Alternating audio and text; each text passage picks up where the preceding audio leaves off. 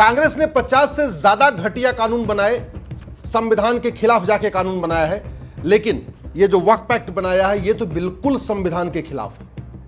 ये वक्फ एक्ट हमारी देश की एकता अखंडता के खिलाफ है, राइट टू जस्टिस के खिलाफ है। संविधान कहता है सबको जो न्याय मिलेगा वो एक जगह से मिलेगा, लेकिन वक्फ एक्ट के लिए अलग से बाकायदा ट्रिब्यूनल बन गया। ये इक्वलिटी के खिलाफ है, इक्वल अपॉर्चुनिटी के खिलाफ है, भारत की संस्कृति के खिलाफ है। और सबसे बड़ी बात ये वक्फ एक्ट अन इस्लामिक है, अन कुरानिक है। अन इस्लामिक इसलिए कह रहा हूं, दरगाह अन इस्लामिक है, अन कुरानिक है।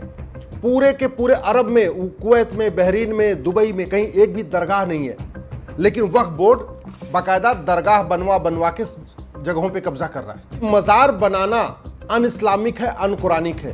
पूरे अरब में कहीं एक भी मजार नहीं है, लेकिन वक्फ बोर्ड मजार बना के हमारी भारत में जगह पे कब्जा कर रहा है। पक्का कब्रिस्तान बनाना अन इस्लामिक है, अन कुरानिक है, लेकिन वक्फ बोर्ड के जरिए जगह जगह पक्का कब्रिस्तान बनाया जा रहा है। एक बात और, भारत के संविधान में वक्फ बोर्ड और वक्फ एक्ट नाम का एक शब्द भी नहीं है।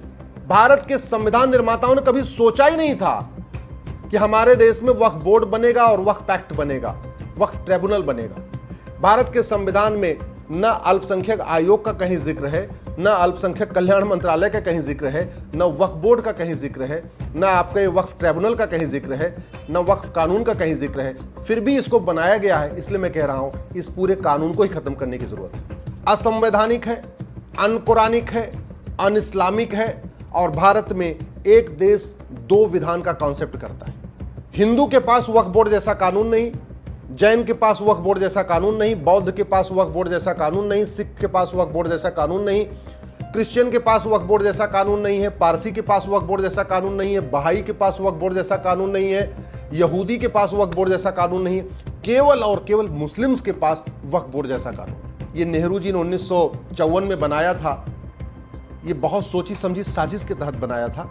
भारत में पूरी तरीके से जमीन पे कब्जा करने के लिए, लैंड जिहाद के लिए बनाया गया था। और सबसे बड़ी बात ये, आज की डेट में वक्फ बोर्ड के पास जो प्रॉपर्टी है वो दुनिया के 50 देशों से ज्यादा प्रॉपर्टी है। हांगकांग का टोटल क्षेत्रफल 2,75,000 एकड़ है, और वक्फ बोर्ड का टोटल जो जगह है वक्फ बोर्ड के पास वो 10 लाख एकड़ जमीन है। बहरीन का टोटल एरिया 1,90,000 एकड़ है, और भारत में वक्फ बोर्ड के पास 10 लाख एकड़ जमीन है। सिंगापुर का जो टोटल एरिया है 1,80,000 एकड़ है। सिंगापुर का टोटल एरिया 1,80,000 एकड़ है।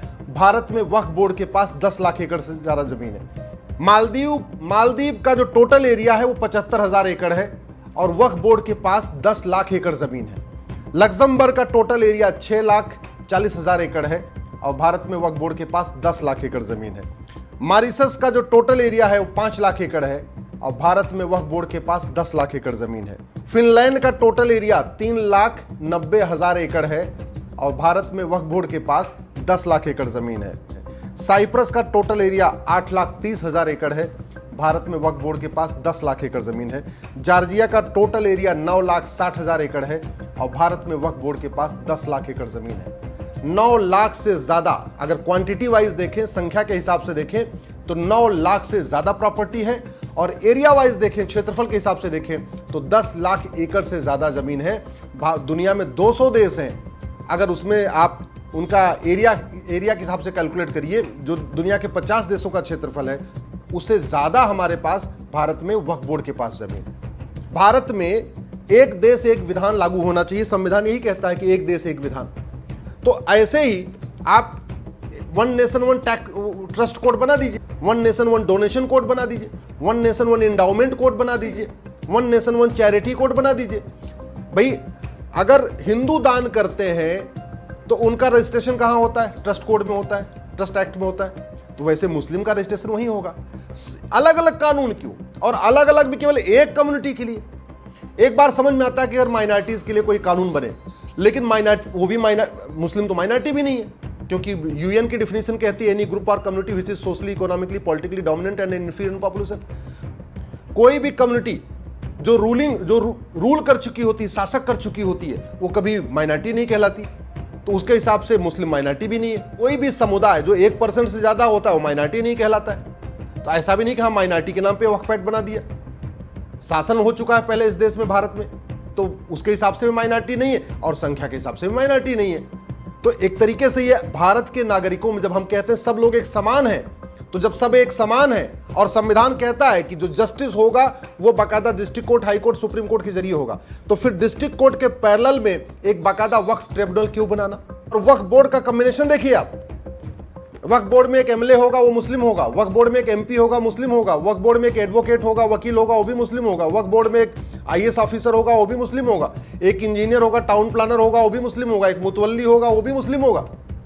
वक्फ बोर्ड के सातों मेंबर मुस्लिम। और वक्फ बोर्ड की एक भी इंच जमीन सरकार नहीं ले सकती।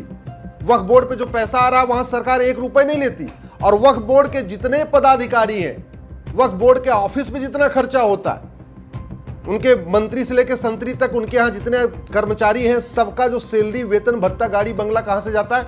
वह सरकार के खजाने से जाता है, यानी टैक्स पेयर के पैसे से जाता है। जरा सोचिए कि वक्फ बोर्ड से सरकार 1 रुपए नहीं लेती है, लेकिन पूरे देश में जो वक्फ बोर्ड चल रहा है उसका वेतन, भत्ता, गाड़ी बंगला आम जनता के करदाताओं के पैसे से जा रहा है, जो इन लोग इनकम टैक्स दे रहे हैं, जीएसटी दे रहे हैं, टोल टैक्स दे रहे हैं, रोड टैक्स दे रहे हैं, वहां से उनका वेतन भत्ता जा रहा है। इतना खतरनाक कानून तो पूरी दुनिया में नहीं बना। इसलिए मेरा यह कहना है, इस कानूनों में सुधार करने की बजाय इसको खत्म करना चाहिए। मैं क्यों इसमें अमेंडमेंट का विरोध कर रहा हूं? क्योंकि अमेंडमेंट हमने किया, लेकिन अगर वक्फ बोर्ड बचा रहा, कल को कोई सेकुलर सरकार आएगी, वो दोबारा फिर से इस अमेंडमेंट को खत्म करके पुराना वाला रिस्टोर कर देगी। इसलिए कहते हैं ना, न रहेगा बांस न बजेगी बांसुरी। इसलिए मैं सरकार से निवेदन कर रहा हूं, इस समस्या को जड़ से खत्म करें। भारत में एक देश एक धर्मस्थल संहिता लागू करें, एक देश एक संपत्ति संहिता लागू करें, एक देश एक दान संहिता लागू करें। प्रॉपर्टी, वो चाहे वक्फ, चाहे वो मस्जिद की प्रॉपर्टी हो, चाहे चर्च की प्रॉपर्टी हो या मंदिर की प्रॉपर्टी हो, उसका मुकदमा डिस्ट्रिक्ट कोर्ट में चलना चाहिए, सिविल जज के यहां चलना चाहिए। जैसे बाकी लोगों का चलता, सबका चलता, वहीं चलना चाहिए। ऐसा नहीं होना चाहिए कि चर्च के जमीन का मुकदमा डिस्ट्रिक्ट कोर्ट में चलेगा, मठ मंदिर की जमीन का मुकदमा डिस्ट्रिक्ट कोर्ट में चलेगा, गुरुद्वारे की जमीन का मुकदमा डिस्ट्रिक्ट कोर्ट में चलेगा, यहूदी का, पारसी का जो उनकी जमीन है उनका मुकदमा तो डिस्ट्रिक्ट कोर्ट में चलेगा, लेकिन वक्फ, जहां पे वक्फ प्रॉपर्टी आ जाएगी उसके लिए अलग से वक्फ ट्रिब्यूनल चलेगा।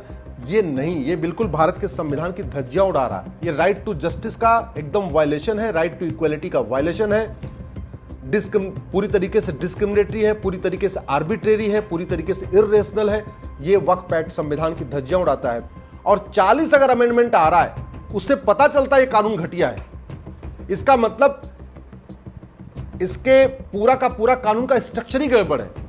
40 अमेंडमेंट करने का मतलब ये कानून ही घटिया है। इसलिए मैं कह रहा हूं, इस कानून को पूरी तरीके खत्म करें। एक देश एक संपत्ति संहिता, एक देश एक दान संहिता, एक देश एक धर्मस्थल संहिता। जो कानून हो सबके लिए एक हो, एक कम्युनिटी के लिए अलग से कानून बिल्कुल संविधान के खिलाफ है।